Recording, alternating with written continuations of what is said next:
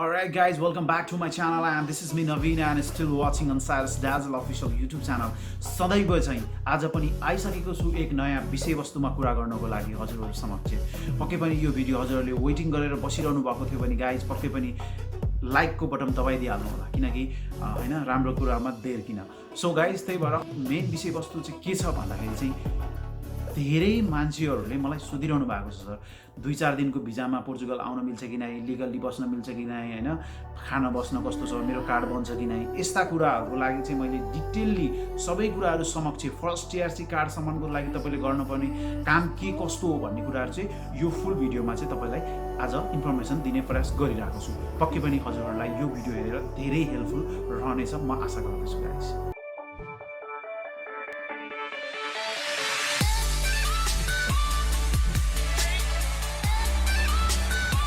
र मलाई धेरै साथीहरूले सोधिरहनु भएको छ कि सर म पोल्यान्ड आएको छु अथवा मेरो वर्क पर्मिट छ अथवा मेरो माल्टा आएको छु अथवा म टुरिस्ट भिजामा आउँदैछु हैन त्यहाँको वर्क पर्मिटले सर पोर्चुगल आइसकेपछि मैले त्यहाँको वर्क पर्मिट लिन सक्छु कि सक्दिनँ यस्ता कुराहरू गर्नु भएको छ कि लाइक वास्तवमा यहाँ आएपछि वर्क पर्मिट कस्तो हुन्छ हैन तपाईले अरु कन्ट्रीमा जस्तै नेपालबाट अर्को कन्ट्री छिर्दाखेरिको वर्क पर्मिटको कुराहरू र यहाँको वर्क पर्मिटको कुराहरू के कस्तो हुन्छ त यो बारेमा चाहिँ मैले आज सबैलाई क्ल्यारिफाई गर्नको लागि चाहिँ यो भिडियो बनाइरहेको छु गाइज। पक्कै पनि हजुरहरूलाई यो भिडियो कुरिरहनु भएको थियो भने यदि मन परिरहेको छ भने प्लिज गाइज ढिला नगरिकन मेरो यो भिडियोलाई चाहिँ लाइक गरिदिनु होला।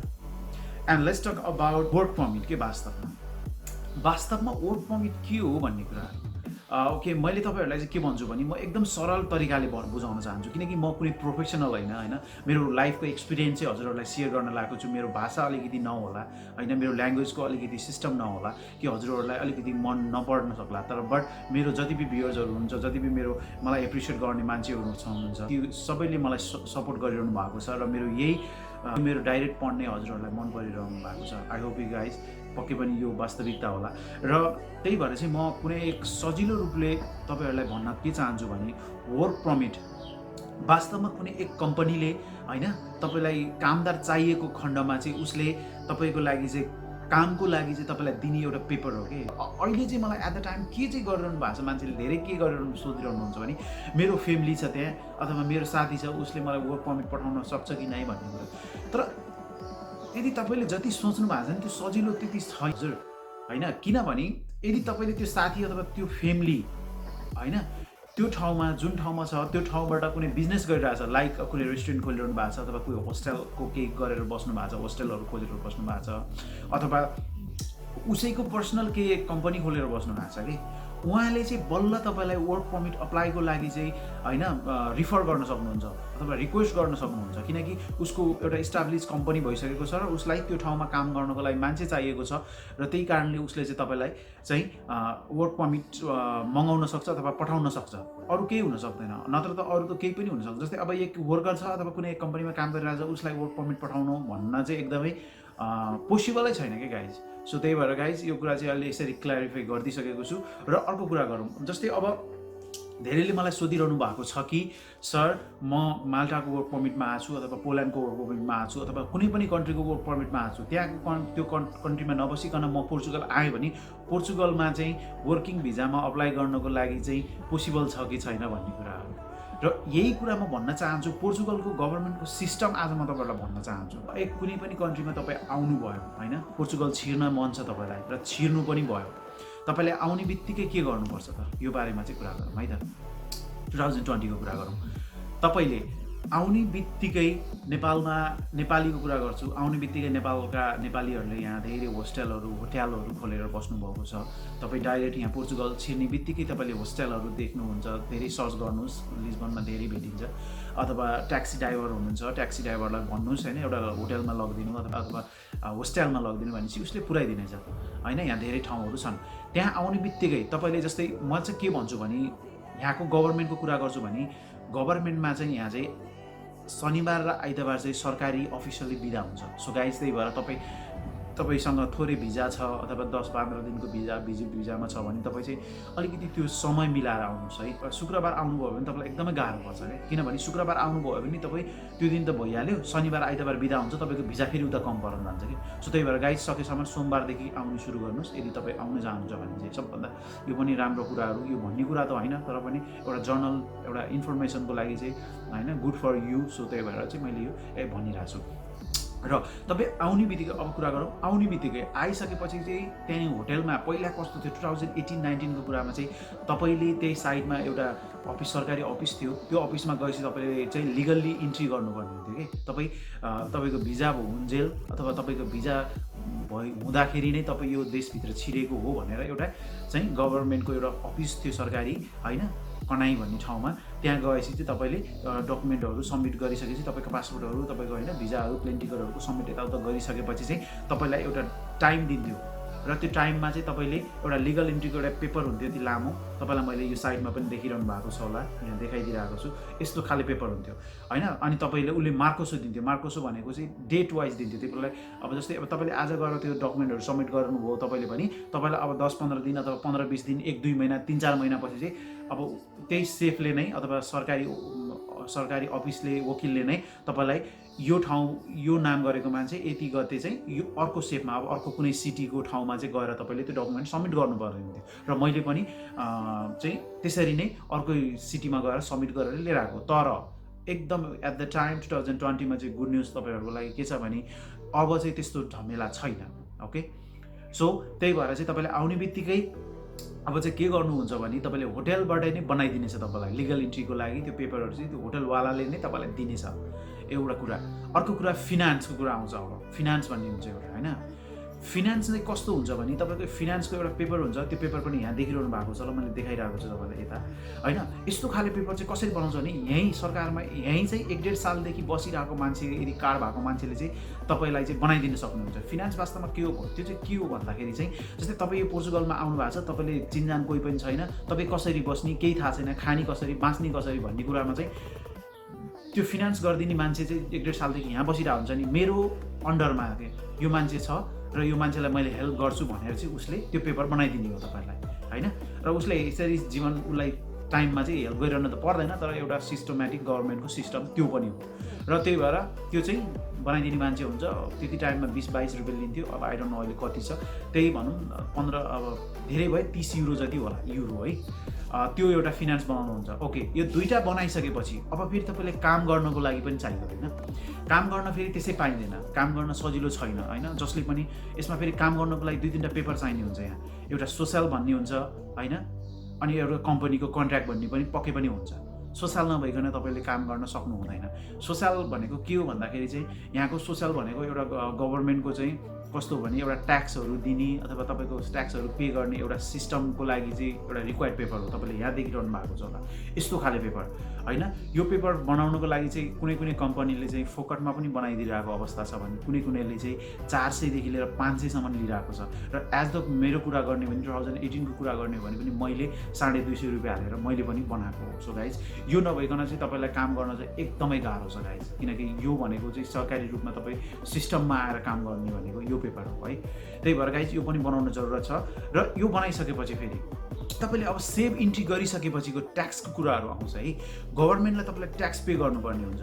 जस्तै अब तपाईँले फेरि एउटा ट्याक्स पे गर्नु, अर्को फेरि नगर्ने होइन, त्यो गर्न पनि तपाईँको लागि एकदमै पछि तपाईँको कार्डको लागि धेरै हार्मफुल हुनसक्छ। सो गाइज त्यही भएर चाहिँ म भन्छु होइन, चाहिँ काम गर्नुहोस्, ट्याक्स पे गर्नुहोस्। ट्याक्समा कस्तो हुन्छ भने 11%, तपाईँले काम गरेको चाहिँ 11% चाहिँ तपाईँको आफ्नो स्यालेरीबाट जान्छ, तपाईँको आफ्नो स्वयं तपाईँ आफैले तिर्नुहुन्छ भने अरू ट्याक्स चाहिँ तपाईँको कम्पनीले तिरेर हुन्छ पर मन्थ तपाईँको ट्याक्स। जस्तै जापानहरूमा चाहिँ कस्तो हुन्छ भने तपाईँले काम गरिरहनु भएको छ, ल मन परेन त्यो काम छोडेर अर्को गर्न पाउनुहुन्छ कि, तर यहाँ चाहिँ तपाईँले चाहेर पनि त्यस्तो गर्न सक्नुहुन्न। किन भन्दाखेरि चाहिँ यदि तपाईँले कुनै एक कम्पनीमा 4 महिना 5 महिनादेखि राम्रो काम गरिरहनु भएको छ, तर त्यो कम्पनीले तपाईँलाई राम्रो स्यालेरीहरू पनि दिइरहेको छैन, तपाईँलाई त्यो कम्पनी गर्न मनै छैन भने तपाईँले अर्जेन्ट त्यो कम्पनी झ्याप्प छोडेर जान मिल्दैन कि, किनकि तपाईँले त्यो कम्पनी छोड्ने बित्तिकै तपाईँको कन्ट्र्याक्ट क्यान्सल हुन्छ। कन्ट्र्याक्ट क्यान्सल हुने बित्तिकै तपाईँले स्वयंले आफूले गभर्मेन्टलाई ट्याक्स पे गर्न सक्नुहुन्न। र त्यही भएर तपाईँले ट्याक्स पे गर्नको लागि चाहिँ कन्ट्र्याक्ट पेपर चाहिन्छ। र तपाईँले अर्को काम खोजिने बेलासम्म चाहिँ धेरै ढिलो भइसक्छ। र त्यतिखेरसम्म चाहिँ तपाईँको 1-2 महिना ग्याप होला ल, त्यतिखेर अर्को काम खोजिरहनु बेलासम्म, त्यतिखेरसम्म फेरि तपाईँले ट्याक्स पे नगर्दाखेरि तपाईँलाई पछि होइन तपाईँको फिङ्गर गर्दाखेरि तपाईँको फर्स्ट कार्डमा धेरै प्रब्लम हुन्छ गाइस। सो त्यही भएर बी केयरफुल। काम छोड्नुभन्दा अगाडि चाहिँ अलिकति सबै कुराहरू मामला मिलाएर प्लानिङ गरेर काम छोड्नु होला अथवा चेन्ज गर्नु होला। ओके, अब तपाईँसँग के भयो त भन्नुपर्दाखेरि अब तपाईँले सरकारी रूपमा चाहिँ अब होइन लिगल एन्ट्री पनि पाउनुभयो, फिनान्स पनि बनाउनु भयो र सोसल पनि बनाउनु भयो। अब तपाईँले काम गर्न सक्नुहुन्छ र एउटा कम्पनीमा गएर तपाईँले कन्ट्र्याक्ट पेपर दिन्छ, त्यो कन्ट्र्याक्ट पेपर यी डकुमेन्टहरू सब्मिट गरेर तपाईँले कुनै एक कम्पनीमा गएर काम गर्न सक्नुभयो अथवा कुनै एक एजेन्सीमा गएर काम गर्नुभयो। र त्यसपछि कुरा आउँछ फेरि अब सेफ इन्ट्रीको लागि कार्डको लागि प्रोसेस कसरी हुन्छ त भन्ने कुराहरू आउँछ। अब फेरि त्यसपछि तपाईँको आएको अब त्यो सबै कुरा भइसकेपछि अब त्यो फेरि सोसल पनि चाँडै निक्लिँदैन है। फेरि चाहिँ यो भन्नु बिर्सेँ मैले, सोसल पनि 2-4 महिना लाग्छ आउनलाई। सो त्यही भएर 2-3 महिना तपाईँले यत्तिकै स्पेन्ड गरिसक्नु भएको छ, टाइम गरिसक्नुहुन्छ, किनकि त्यतिखेरसम्म तपाईँ काम चाहिँ गरिरहनुहुन्छ है। त्यतिखेर अब तपाईँले कार्डको लागि प्रोसेसको लागि पनि डकुमेन्टहरू वकिलमाथि सब्मिट गराउनुपर्छ, त्यसलाई सेभ इन्ट्री भनिन्छ है गाइस। त्यही भएर चाहिँ गाइस त्यसको लागि चाहिँ अब तपाईँले के गर्नुपर्छ त, नेपालबाट तपाईँले उडेको डिप्याचर भन्ने हुन्छ नि, अराइभल र डिप्याचरको चाहिँ नेपालको बस्ने तपाईँको आफ्नो मम ड्याड अथवा दिदीबहिनी छ भने उसलाई पठाएर तपाईँले एउटा पुलिस रिपोर्ट ल्याउनु पर्ने हुन्छ। पुलिस रिपोर्ट ल्याइसकेपछि चाहिँ पुलिस रिपोर्ट ल्याउनुहुन्छ, त्यसपछि यहाँतिरको 4-5 वटा डकुमेन्ट तपाईँको प्लेन टिकटहरू चाहिँ गाइस एकदम सेभ गरेर राख्नु होला होइन, त्यो हराउनु नहोला। यदि तपाईँले भने एकदमै गाह्रो हुनेछ तपाईँलाई पछि। सो त्यो प्लेन टिकटहरू जति पनि तपाईँले एउटा कुनै एक पेपर पनि तपाईँ पोर्चुगल छिर्दाखेरि जति पनि चाहिने पेपरहरू, जति सानोतिनो कुनै पेपरै किन नहोस् त्यो सबै सेभ गरेर राख्नु होला। जुन दिन यो सेभको काम चाहिँ तपाईँले सेभ इन्ट्री गर्दाखेरि जति 2-3 महिनापछि तपाईँ कार्डको प्रोसेसको लागि लाग्नेछ गाइस। सो त्यही भएर बी केयरफुल, पेपरहरू चाहिँ एकदम सेभ राख्नु होला। र त्यसपछि त्यो डकुमेन्टहरू सबै सब्मिट गरिसकेपछि गाइस तपाईँ एउटा वकिल हुन्छ, यहाँ गभर्मेन्टको एउटा फिक्स ठाउँ हुन्छ, त्यो ठाउँमा गएर तपाईँले माहौल बुझ्नुहुन्छ। 2-4 महिना बसिसकेपछि त्यो कुरा सबै पनि बुझ्नुहुन्छ। त्यो वकिलहरू हुन्छ, त्यो गभर्मेन्टको वकिलमा गएर तपाईँले चाहिँ आफ्नो पेपरहरू सब्मिट गराउनुहुन्छ होइन। उसले पेपर सब्मिट गराइसकेपछि फेरि त्यो गभर्मेन्टले पनि तपाईँलाई डेट दिन्छ कि मार्कोसो भन्छ, यहाँ डेट दिन्छ। त्यो डेट चाहिँ तपाईँलाई एकदमै टाइम लाग्ने हुन्छ। अब पहिला अलिकति सजिलो थियो 2018-19 तिरसम्म गाइस, अहिले एकदमै गाह्रो के छ भने एकदमै टेन्सन छ क्या अहिले जिन्दगी। किनभने तपाईँले गइसकेपछि डकुमेन्ट सब्मिट गराएपछि पहिला 3 महिना 3.5 महिनाभित्र उसले चाहिँ तपाईँलाई डेट दिन्थ्यो, एउटा पेपरको लागि उसलाई तपाईँलाई कोड युजर कोडहरू दिन्थ्यो भने अहिले एकदमै गाह्रो छ। 8 महिना मिनिमम 8 महिना कुर्नुपर्ने हुन्छ गाइस। पहिला चाहिँ अब 6-7 महिना पनि मान्छेले कार्ड बनायो भने गाइस एकदमै गाह्रो छ अहिले एट द टाइम। एकदमै 1.5 साल तपाईँलाई चाहिँ म ठोकेर भन्छु होइन, 1.5 साल चाहिँ मिनिमम एउटा कार्ड टिआरसी फर्स्ट कार्ड बनाउन टाइम लाग्ने नै छ तपाईँहरूलाई होइन गाइस। अनि त्यही भएर चाहिँ त्यसपछि तपाईँले त्यो 3 महिनाको डकुमेन्ट सब्मिट गरिसकेपछि 3 महिनाको डकुमेन्ट जब लगेर पे गरिसकेपछि 7-8 महिनापछि एउटा उनीहरूले तपाईँलाई मेल पठाउँछ होइन, तपाईँको इमेलमा मेल पठाउँछ र एउटा जेन्युन इमेल चाहिँ तपाईँले नेपालको हुँदा अथवा जहाँ हुँदा पनि एउटा जेन्युन इमेल चाहिँ बनाउनुहोस्, इमेल एड्रेस चाहिँ बनाउनुहोस्। तपाईँको पर्सनल नामको, आफ्नोको नामको, आफ्नो थरको चाहिँ राम्रो एउटा जेन्युन एउटा इमेल चाहिँ बनाउनुपर्छ। त्यो इमेल चाहिँ अनि तपाईँलाई त्यो इमेलमा उसले एउटा म्यासेज पठाउँछ अथवा एउटा इमेल पठाउँछ, त्यसमा इमेलमा युजर नेम हुन्छ र त्यो युजर नेमबाट भित्र त्यो कोड युजर नेम ओपन गरिसकेपछि तपाईँले चाहिँ कुन सेफमा, सेफ भनेको कुन एक वकिलमा अथवा कुनै एउटा गभर्मेन्टको सरकारी अफिसमा गएर चाहिँ तपाईँले फिङ्गरको लागि डेट लिनुपर्ने हुन्छ होइन।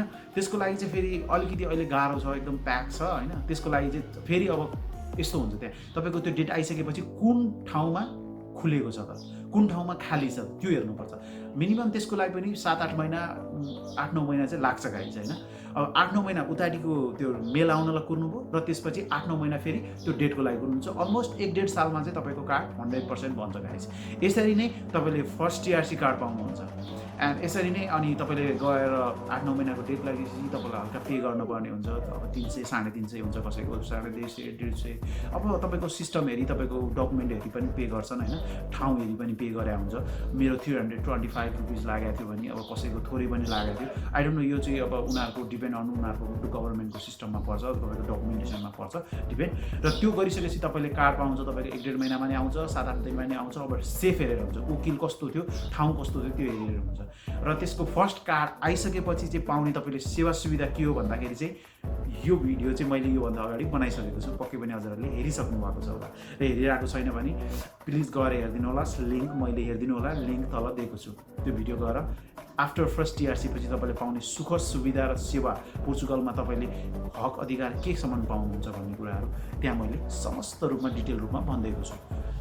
अब स्यालेरी बस्न खान होइन के कस्तो हुन्छ भन्ने कुराहरू त योभन्दा अगाडि मैले भिडियो बनाइसकेँ। योभन्दा अगाडिको भिडियो हेरेको छैन भने पक्कै पनि यो लाइनमा देखिरहनु भएको छ होला, यहाँ पनि दिएको छु भिडियो, यो गएर पनि पक्कै हेर्नु होला स्यालेरी कस्तो छ के कस्तो छ भनेर है त गाइज।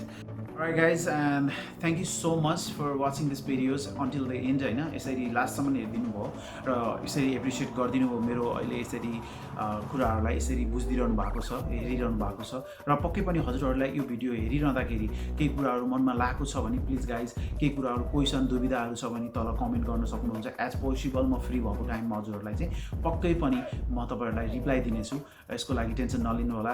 एन्ड यसरी नै सपोर्ट गरिरहनु होला होइन, यसरी नै अवेरनेस र यसरी इन्फर्मेसन हजुरहरूको लागि मैले सदैव बनाइरहनेछु र दिइरहनेछु र सो गाइज त्यही भएर चाहिँ हजुरहरूले त थाहा पाउनुभयो र अरूलाई पनि थाहा पाउनु जरुरत छ। सो त्यही भएर तपाईँको सोसल नेटवर्कमा यो मेरो युट्युबको च्यानलको चाहिँ लिङ्क सेयर गरिदिनु होला र अरूलाई पनि यो कुराहरू थाहा हुनु जरुरत छ। So guys thank you so much, stay safe, stay healthy and होइन सी यु नेक्स्ट विक। मेरो नेक्स्ट भिडियो पक्कै पनि आउनेछ। Still watching on Cyrus Dazzle official YouTube channel and see you next week. Bye, have a great day.